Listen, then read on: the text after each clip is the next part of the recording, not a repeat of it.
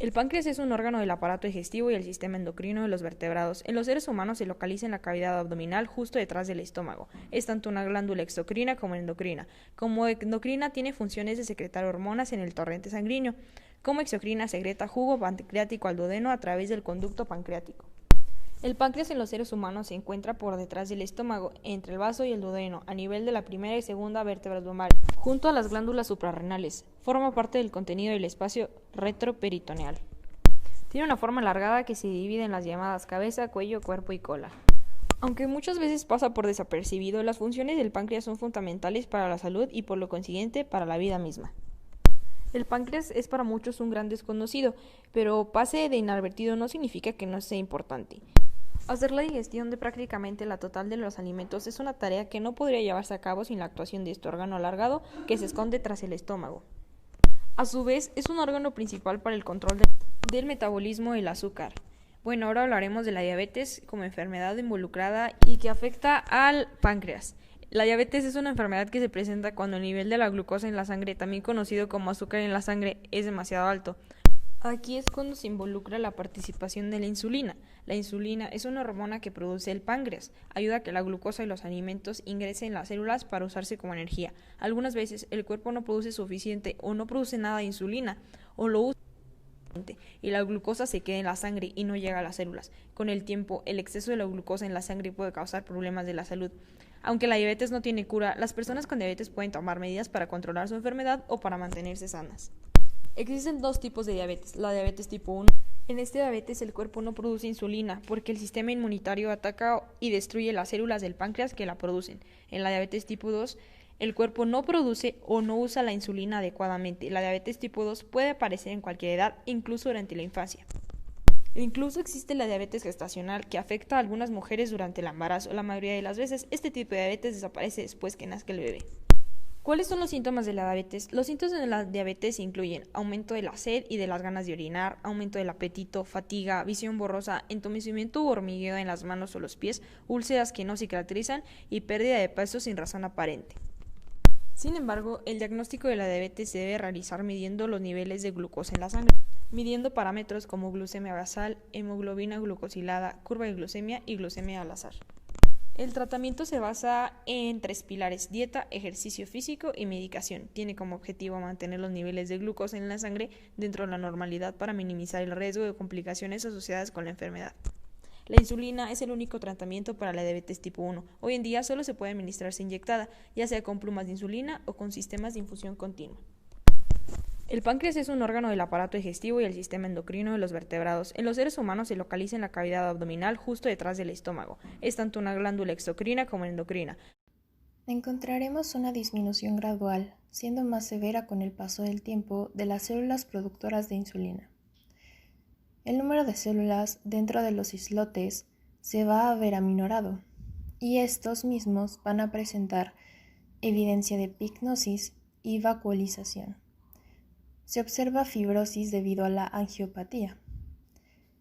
Los acinos pancreáticos tendrán lesiones debido a la proliferación de los conductos intra e interlobulares, ya que ocurre una acción proliferativa. Y a su vez, ocurrirá una reducción de la función endocrina y exocrina. Esto va a afectar a la regulación hormonal, dado que también se verá afectado debido a la neuropatía diabética. El páncreas es una glándula mixta compuesta por dos tipos de tejido, endocrino y exócrino, que se agrupan formando lóbulos macroscópicamente visibles y separados entre sí por septos de tejido conjuntivo que contienen vasos sanguíneos, linfáticos y nervios. En humanos, aproximadamente entre un 80 a un 85% del volumen pancreático está compuesto por la porción principal de tejido, que es de naturaleza exocrina, y un 10 a un 15% corresponde a la matriz extracelular y los vasos, mientras que la porción endocrina constituye alrededor del 2%. Las células endocrinas se sitúan en el espesor del tejido exócrino, formando acumulaciones que se denominan islotes de Langerhans, de los que hay alrededor de 1.000.000, distribuidos por toda la glándula y rodeados por una rica red capilar donde realiza su secreción. El páncreas exocrino está formado por los acinos y el sistema ductal. Cada unidad funcional está formada por células secretoras acinares, células centroacinares y células ductales, dispuestas en grupos redondeados o tubulares. Las células acinares contienen morfología poligonal o piramidal, con el vértice dirigido hacia la luz central del acino. El núcleo se localiza en situación basal y el citoplasma contiene abundante retículo endoplásmico, rugoso que le confiere una intensa basofilia. Las células acinares tienen además un aparato de Golgi grande, rodeado de numerosos gránulos acidófilos o gránulos decimógeno, que están provistos de membrana y que contienen en su interior las enzimas constituyentes de la secreción pancreática. En la membrana basolateral de las células acinares hay receptores para las hormonas y los neurotransmisores que regulan su secreción. Las células ductales y centroacinares tienen características similares. Son cuboideas, con citoplasma claro, núcleo ovalado, un aparato de Golgi y retículo endoplasmático poco desarrollados y sin gránulos. La diferencia entre ambos tipos celulares reside en su localización con respecto a las células acinares. Las células centroacinares se localizan hacia la luz del acino al inicio de los conductos intercalares, mientras que las ductales forman estos conductos intercalares. Los conductos intercalares concurren para formar conductos intralobulares, que a su vez van confluyendo para formar los interlobulares. Finalmente, estos irán convergiendo hasta formar los conductos pancreáticos principales, el de Wilson y el de Santorini.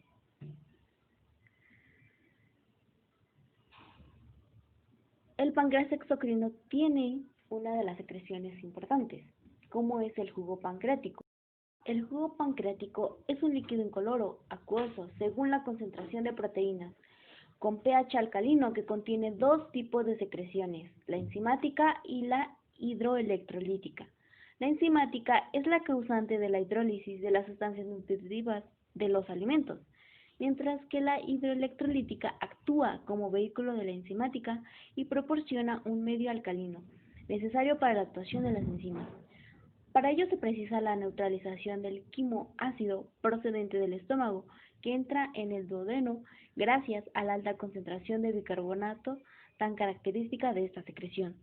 El volumen de la secreción del jugo pancreático oscila entre 0.2 a 0.3 mililitros sobre minutos en condiciones basales y 5 mililitros por minuto cuando se estimula en forma adecuada.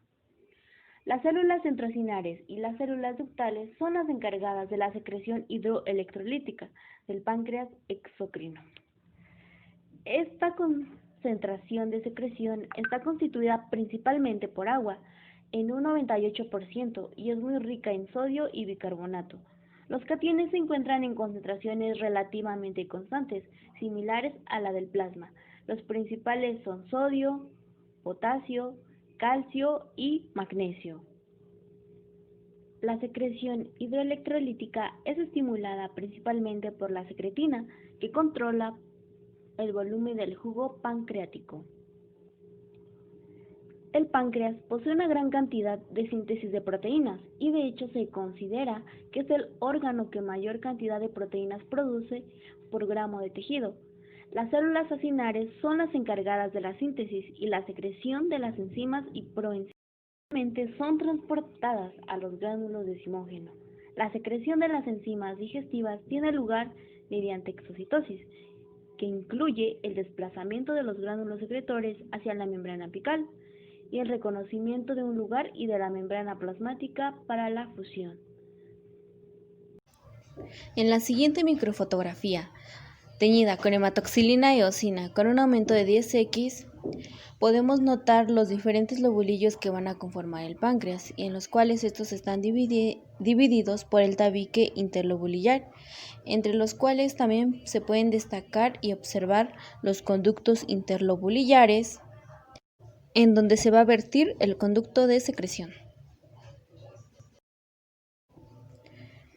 Si hacemos un aumento aún más a la misma microfotografía, pero a 40x, vamos a poder observar los diferentes conductos los cuales van a servir para el transporte de la secreción del páncreas, como los conductos interlobulillares, los conductos intercalares, y de igual manera vamos a poder notar los islotes de Langerhans que pertenecen al páncreas endocrino. También vamos a poder observar los acinos serosos que van a estar conformadas por las células serosas y de igual manera las células centroacinares, que son un componente fundamental para el funcionamiento del páncreas. Las células acinares van a tener una morfología poligonal y piramidal con un vértice dirigido hacia la luz central del acino. El núcleo se va a localizar en situación basal y el citoplasma va a contener abundante retículo endoplásmico rugoso que le va a conferir una intensa basofilia. Las células acinares tienen además un aparato de Golgi grande rodeado de numerosos gránulos acidófilos o gránulos de zimógeno que están provistos de membrana y que contienen en su interior las enzimas constituyentes de la secreción pancreática. Las células acinares también van a contener características similares porque van a ser cuboideas, con un citoplasma claro, un núcleo ovalado, un aparato de Golgi y un retículo endoplasmático poco desarrollados y sin gránulos. Podemos notar que las células centroacinares se localizan hacia la luz del acino, al inicio de los conductos intercalares, mientras que las ductales forman estos conductos intercalares. Los conductos intercalares concurren para formar los conductos intralobulares, que a su vez van confluyendo para formar los interlobulares. Finalmente, estos irán convergiendo hasta formar los conductos pancreáticos principales, el de Wilson y el de Santorini.